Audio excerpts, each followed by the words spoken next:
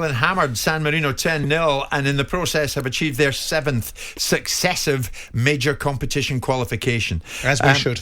Yes, indeed. Harry Kane hit 4 on what's been described as an historic night. Now, that scoreline in itself, Simon, I mean, not that I'm saying wow, because the wow factor is there, but what does it tell us about certain nations who hope to qualify for a major tour? Well, I mean, it tells you that they're a dog what and San duck of Marino are international doing football. in there. What are they doing in there? Exactly. It tells you that they're the dog and duck of international football. If you look at the group that we've been in, you know, we've been in a group with Albania, Andorra and San Marino and Poland and Hungary, and we've done our job. And obviously the last 2 results have been incredibly compelling on the fact that the scorelines have been 5-0 and 10-0 respectively. Yeah. But I don't think it does anything. Listen, international football is made up of all comers and all participants, so you have to accept them in the qualifying groups. But you know what? The job was done. 10-0 at international level is an embarrassment to to be playing against a side that you can beat 10-0. But I also think it tells you a lot about where England are at this moment in time, because they were irresistible in terms of their commitment to the game against Albania. I saw a very different Harry Kane than I'd seen over the last 4 or 5 months in terms of level of fitness, motivations, you know, his approach to the game, everything about him was very different. And whether that's because in the mind's eye he's got Antonio Conte looming over the wall like a demented Chad looking at him, or whether it's going to be because the opposition was so poor. Either which way, England have done their job and they've done it commendably. Yeah. And they go on to a tournament now on the back of 2 great results with a lot of young players getting into the mix, a lot of goals being scored. I think they equalled the record amount of goals scored in the qualifying campaign, 39 goals. And you can say nothing else other than phenomenal achievement. They've done what they needed to do, and well done to them for doing it. Well, there's no denying that, actually. I mean, England qualify, played 10, won 8, drawn 2. They haven't lost any. And as you rightly say, 439 against 3. Average of 4 goals. I mean, they have been unswervingly direct in their objective to get to the latter stages of this tournament. Harry Kane, what can be said about Harry Kane that hasn't been said before? Gareth has been talking about him. Here he is. He sets a brilliant tone for the whole group. I mean, he never wants to miss a game. He never wants to miss a meet-up. He never wants to miss a minute when he's on. You're trying to get him off. He's got this ruthless mentality to wanting to score goals and to set those standards very high in what he does, and that rubs off on other people. You know, they see his professionalism, they see the way he goes about his job. So I'm delighted for him to come through this week, 7 goals after all the questions that we inevitably faced coming into this week. I think he's played higher up the pitch, he's looked hungry. I think the last couple of weeks have been an opportunity to put everything in the summer behind him.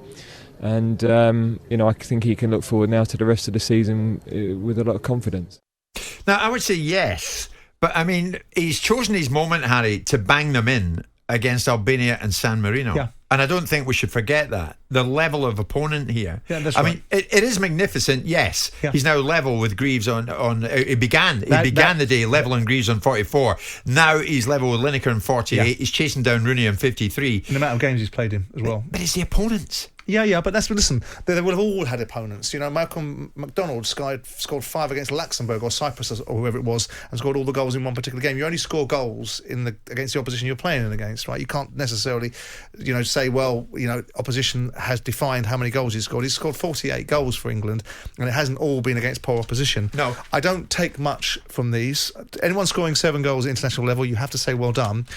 But the opposition, specifically San Marino, doesn't really, to my mind, tell you that Harry Kane is now ready to wreak havoc upon the Premier League, as he hasn't done so far this season. He will do because he's a good player, not because he scored 4 goals against San Marino. Yeah, I mean, you might change your tune and others might change their tune if he emerges from Qatar as a tournament's leading goal scorer. Oh, yeah, every chance. I mean, let's get it right. I don't think England will win the World Cup because I think there's a psychological difference between England as winners and England as participants. But going to that tournament, we have everything in our favour. If we get a decent draw, we've got a good group of players that, if they're fit next year, will not be tired, won't have the excuse of being tired at the end of the season because it'll be mid-season. The climate will be perfect for them. So everything is in our favour. The international teams and landscapes right now, look at them. Look at Italy.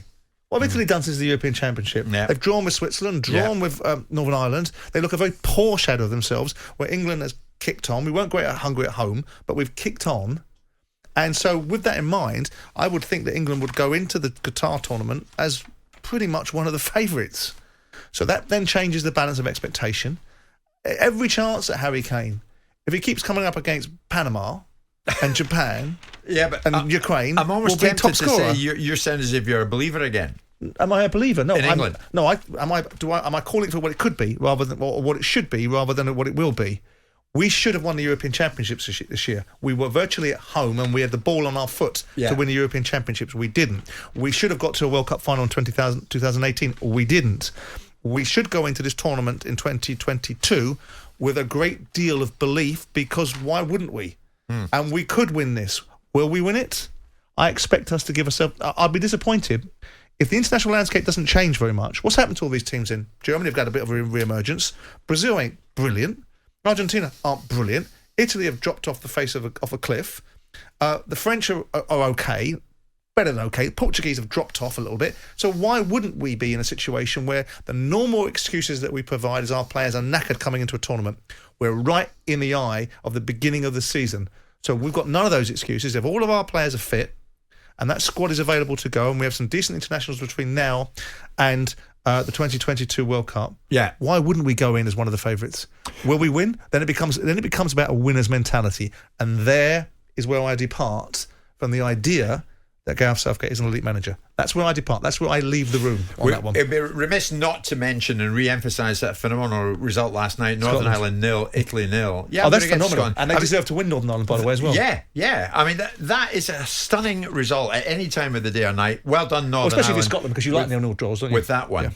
Yeah. Well, you Scotland... recognise those are great achievements, 0-0 draws. Well, you celebrated as a nation in July when you got a 0-0 draw. You chose, and it was a matter of choice, not to watch England last night, but to watch Scotland. Because it was a competitive football match. Yeah. San Marino is not a competitive football match. There was jeopardy in the game. There was nothing in that game. The only thing that was vaguely available to us was embarrassment. But we weren't going to get embarrassed. We weren't going to get Stuart Pearce passing the ball back in the first minute, were we? No. We were always going to go on and win the game silly nil. So Scotland did a job that, many thought couldn't be done on Denmark? Against an already qualified Denmark, yeah. But notwithstanding that, people play for their countries of international pride. So there was a little bit less jeopardy on the game for Denmark than there might have been with a game that meant something to them. But for Scotland... people turn up to play international games and Kasper Schmeichel will be the first person to tell you that when we turn up, we put our kit on for Denmark, we will play the game as in front of us. Yeah.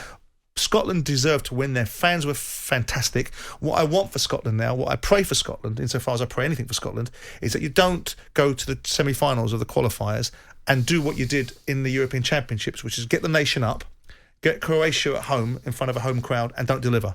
If you lose in the final, I know it'll be disappointing, but I want Scotland to ride this momentum because Steve Clarke has done brilliantly. Yes. And this group of players have done brilliantly. I mean, they ended Denmark's 26-game unbeaten run in the qualifier. I mean, it really was. But as you rightly say, they had qualified, yes, sure. But Scotland had the hard yards to do. But it's momentum and it's belief, and irrespective of whether you qualify things or you nuance them or you give them context, the game result, when you look back on it, will be Scotland beat Denmark 2-0, an unbeaten Denmark side that 3 months ago, what people were saying was the reasons why Steve Clarke shouldn't be given a new contract, because he didn't deserve it. He was he was basically presiding over mediocrity again. Well, he hasn't, has he? No. He's got you into a qualifier, and I hope you qualify. Thank you. So that like that caller did in the European Championship, so we can draw you later on the tournament and smash you to pieces. No, I thought that was the funniest call of the summer. Just like you did at Wembley in the rain. But where did it get you?